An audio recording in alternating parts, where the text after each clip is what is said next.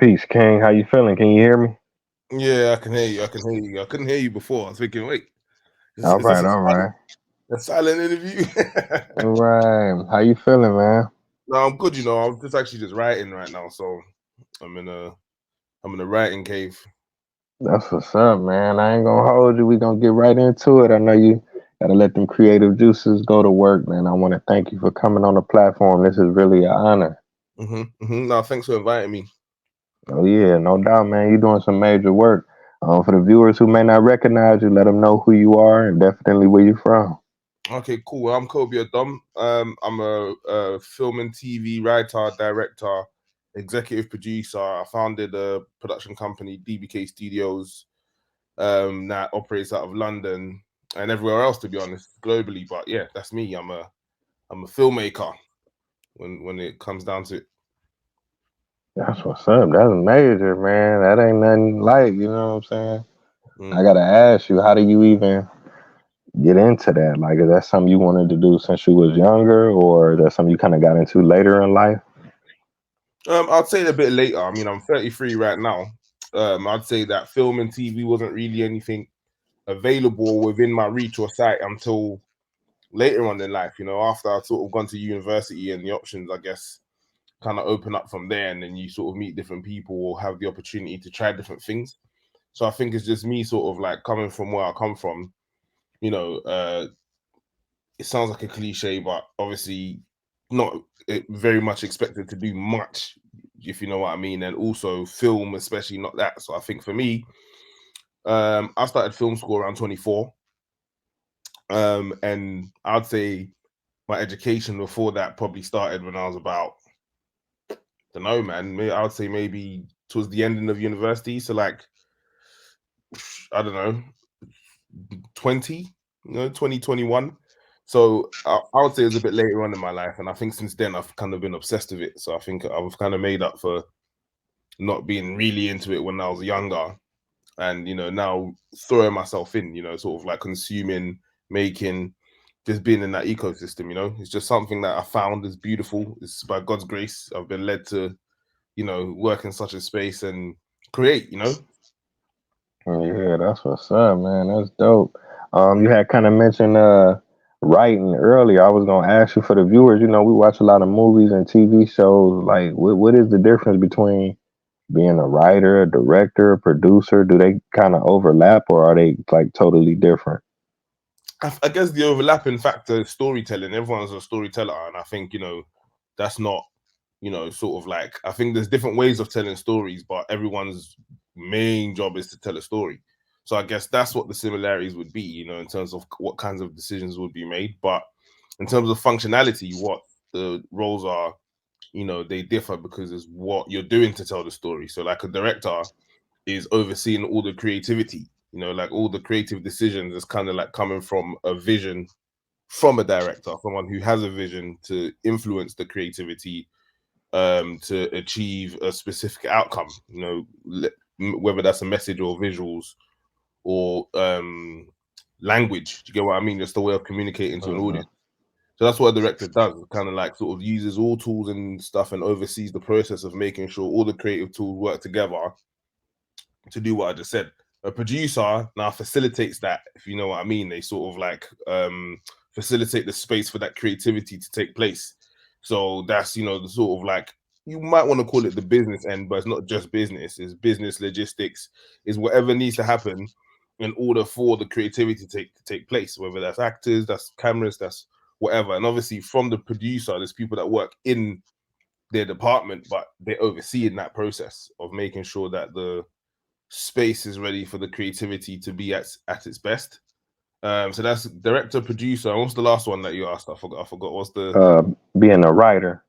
writer? Okay, okay. So I guess as a writer, you're just really just building this world from scratch, aren't you? You're sort of like using your references and you're using your knowledge of the principles of storytelling to essentially put it into a shape where a director can then come and start to make decisions, if you know what I mean. So it's like, I've always said this to people that I mentor, and I've always held myself accountable to. If you're a writer, director, well, that's fine, but those jobs aren't the same thing. Do you get what I mean? Like, once you're a writer, just be the writer and don't try too much to think of directing, in terms of any creative tools that's going to enhance this piece. Just focus on telling the story with words, because that's the writer's job. And then once the writer's done, take off that hat, put on the director's cap, and butcher the script like you didn't write it yourself. You have to be able to, you know, you have to be able to play out those two functions without any bias, in my opinion. Anyway, that's why I always sort of preach. So yeah, a writer is someone who just creates the world, and a director brings it to life, and a producer facilitates so that process can happen. Man, you broke it down, man. The Mm. pieces. I appreciate that. I got a clear understanding, man, for sure. Good, good, good. Yeah, man, you got it. Now I can ask you, did you have any like major influences? Like, was it a movie or a TV show that you saw or that sparked you, or an actor, or even a director, or anything like that? Definitely, I think I always use the same reference every time, but it's Martin Scorsese is the main reason why I started doing this. Goodfellas is a film I've watched, and I can't even count how many times I've watched it. And I guess that film was made the year I was born, if I'm correct. Which is what, 33 years ago, and it's lasted the test of time where people are still resonating with it today. It also was able to authentically capture a time in history. Do you know what I mean? Which we can all sort of take reference from today, and you can sort of compare. You can see the differences. It's just a beautiful thing. So when I watch stuff like Goodfellas, which is, I guess, the American version of, do you get what I'm saying to you? What I'd say I may have been through in life, maybe not as high stakes as that, but I connected to it, and I thought I need to be able to make films like this. It's funny, it's scary sometimes, there's a lot of thriller in it. Do you get what I mean? Like, it's just full of life, and I feel like that's something that I've always wanted to do.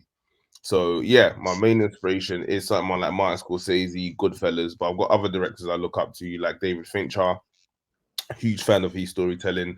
Sam Mendes is another one, huge fan. Steve McQueen, he's just so delicate in the way he sort of like gets his performances from his actors, but also how he composes his shots, and how those two things kind of hold hands. And that's something that I kind of work on a lot when I'm directing some of my work. How does the performance and the visual language merge, as opposed to two different things happening?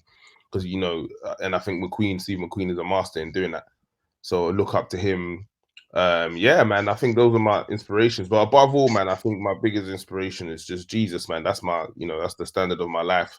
I think the Bible, there's so much in there as far as storytelling goes, that's the most pure foremost of storytelling, if you know what I mean. So because I'm in the word, I read that daily. I think it really, really inspires me to get the most out of these stories that I'm writing myself, if you know what I mean. I guess because I'm interpreting things that may have happened and manipulating it, for lack of better wording, to present a wider message, if you know what I mean. So yeah, those are my inspirations. Yeah, that's deep, man. That's deep. Let Mm. me see. I gotta ask you about DBK Studio. What exactly is that, and what made you want to, put that together? Okay, so DBK Studio stands for Done by the King. So Done by the King is just a production company which I started, actually.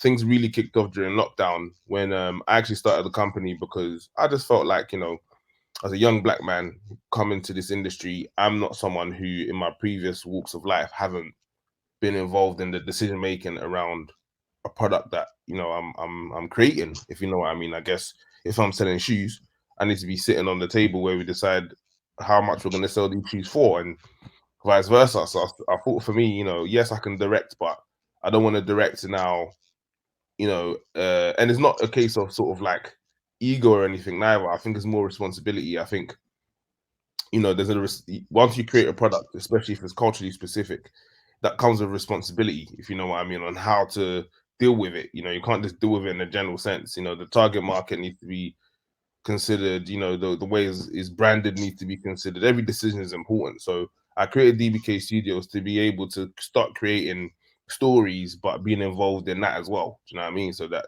the a lot more authenticity in these stories that need to be told from my culture, and other cultures really have a hub, which DBK is, to protect their voice. Do you get what I mean? To protect their presentation, to protect to protect their lived experience that they bring into the table. So that's what DBK is, and that's to produce work from myself and other filmmakers. It's not just me, but I just felt like, what, building that system from now makes sense to me, because I'm gonna grow with the company, and yeah, I'm that's gonna be something that you're gonna hear about more and more. Like, it's something that is in the works. There's a lot of things happening in the background.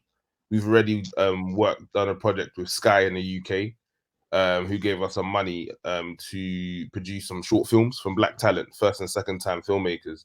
And all of them right now have gone on to do some massive things in TV, second unit directing, commissioned TV pilots, and they're just in. And these are people that weren't in before, if you know what I mean. So the production company kicked off that way, and now is going to grow on to bigger and better, in terms of continuing to find those voices that are underrepresented from the ground up. We can go to jail sometimes and get some stories. No one else is doing that to get IP.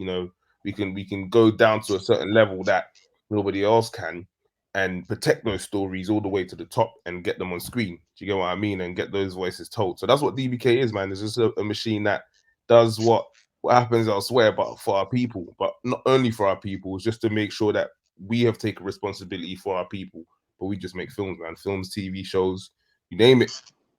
And globally as well, we're gonna make stuff UK, US, Ghana, Nigeria, you Uh, name it. We're going for it. We're just telling those stories no one's heard before, and just going to those places no one's going to get the stories in order to do so. And I guess that's the best way to create value in what we do. that's dope, man. And you taking it globally, especially You to have the to. motherland. That's Come on, bro. phenomenal. You have to, man. Look at this behind me, man. That's out. That's the continent right there. You know what I mean? Like, Yeah, it's a that's big what's deal. up.